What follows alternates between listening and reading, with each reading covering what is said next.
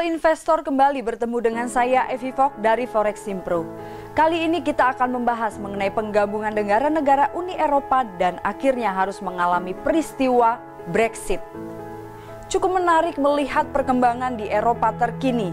Inggris melalui referendum menyatakan keluar dari keanggotaan Uni Eropa atau yang populer disebut sebagai Brexit. Hasil referendum ini sangat mengejutkan pasar dilihat dari jatuhnya beberapa saham di dunia, termasuk melemahnya pound sterling yang mencapai titik terburuk dalam beberapa tahun ini.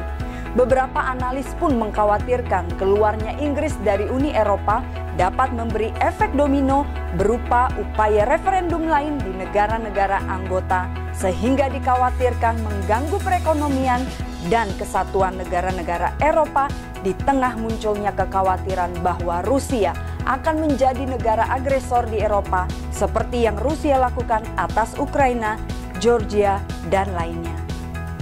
Sebenarnya bagaimana Uni Eropa terbentuk?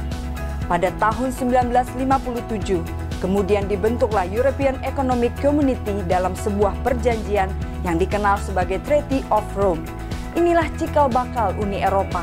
Pada tahun 1973, barulah Inggris bergabung setelah sebelumnya sempat ditolak oleh Prancis. Pada dekade berikutnya dimulailah upaya perdagangan bebas sesama negara anggota sebagai upaya peningkatan kondisi perekonomian melalui perdagangan. Hingga akhirnya di awal abad ke-21, Uni Eropa pun melakukan kebijakan mata uang tunggal euro. Namun Inggris menolak untuk mengikutinya dan tetap bertahan dengan pound sterling. Sebenarnya upaya pembentukan Uni Eropa ini tidak lain merupakan usaha untuk menciptakan perdamaian di Eropa karena pada masa lalu sering terjadi konflik akibat perebutan pengaruh terutama dalam bidang ekonomi. Pasar tunggal Eropa yang dicapai pada tahun 1992 silam disebut sebagai keberhasilan terbesar dalam Uni Eropa. Seluruh negara anggota pun bebas melakukan perdagangan tanpa ada restriksi. Begitu pula dengan masyarakatnya yang bebas berpergian tanpa perlu visa yang dikenal dengan visa Schengen. Inilah salah satu keuntungan besar Uni Eropa. Tak mengherankan bila ada negara Eropa lain yang sedang berupaya masuk ke dalam Uni Eropa seperti Turki. Mengapa Brexit terjadi? Faktor pertama adalah karena masalah kedaulatan Inggris atas negaranya yang kemudian merasa terganggu dengan keberadaannya di dalam Uni Eropa, karena di dalam Uni Eropa terdapat parlemen, perdana menteri hingga mata uang tersendiri. Uni Eropa juga mewakili negara anggotanya dalam perjanjian internasional lainnya, sehingga para nasionalis Inggris merasa wewenang atas negaranya sendiri sangat terbatas. Faktor kedua adalah ekonomi. Penyatuan mata uang euro yang ternyata akhirnya membawa masalah ekonomi terutama untuk Spanyol dan Yunani karena krisis ekonomi tahun 2008. Faktor ketiga yang merupakan masalah utama yang dihadapi Uni Eropa saat ini adalah masalah imigran. Masalah imigran ini dianggap akan menimbulkan masalah baru seperti penyediaan tempat tinggal, sanitasi, fasilitas kesehatan, dan lainnya. Hal ini tentu membutuhkan lebih banyak uang untuk memenuhinya. Negara-negara anggota Uni Eropa pun akhirnya harus turut menyumbang pendanaannya. Masalahnya pada saat ini perekonomian dunia belum sepenuhnya pulih dari krisis 2008 silam dan ini menimbulkan ketidakpastian. Faktor keempat adalah masalah kesempatan kerja yang merupakan dampak dari masalah imigran. Saat ini di Inggris sudah banyak lapangan kerja yang diisi oleh warga negara Eropa di luar Inggris.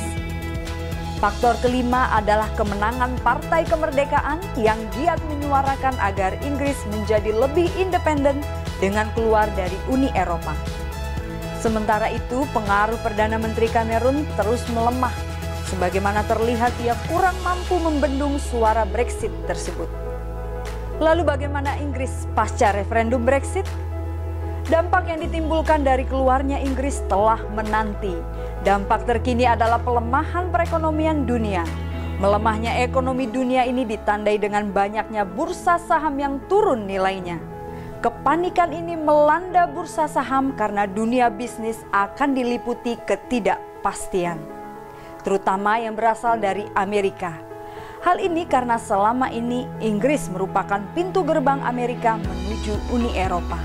Dan ketika Inggris tidak lagi menjadi bagian dari Uni Eropa, pengusaha Amerika yang telah menanamkan modalnya di Inggris menjadi memikirkan ulang untuk memindahkannya ke negara Uni Eropa lain. Dampak lainnya adalah mundurnya David Cameron dari Perdana Menteri Inggris. Ada kekhawatiran mengenai kemampuan pengganti Cameron dalam menstabilkan kembali Inggris. Dapat dikatakan pengganti Cameron akan menjadi kunci apakah Inggris setelah keluar dari Uni Eropa akan berhasil atau keadaan justru semakin memburuk. Dampak berikutnya adalah wacana Skotlandia untuk kembali melakukan referendum. Sebagaimana diketahui, beberapa waktu lalu Skotlandia sempat menggelar referendum untuk keluar dari Inggris. Dan kini wacana itu kembali menguat karena Skotlandia menjadi pendukung utama agar Inggris tetap berada di dalam Uni Eropa. Eropa saat ini tetap menjadi kawasan yang amat berpengaruh di dunia. Tentu apabila di masa mendatang negara-negara Eropa ingin tetap memiliki pengaruh yang besar, kebersatuan Eropa tak dapat diabaikan. Apalagi Eropa saat ini seperti mendapat tekanan kembali seiring dengan kebangkitan Rusia di bawah Vladimir Putin. Urgensi negara-negara Eropa masih dibutuhkan dalam kondisi dunia saat ini, terutama dalam upaya mendamaikan Timur Tengah dan pengendalian imigran serta pengungsi. Sekian informasi dari Foreximpro, semoga ini dapat membantu Anda dalam trading forex, indeks, gold, dan oil minggu ini. Dan bagi Anda yang ingin mendapatkan info-info update lainnya, kunjungi website kami foreximpro.com. Juga subscribe, like, dan komen channel YouTube Foreximpro di bawah ini. Salam profit!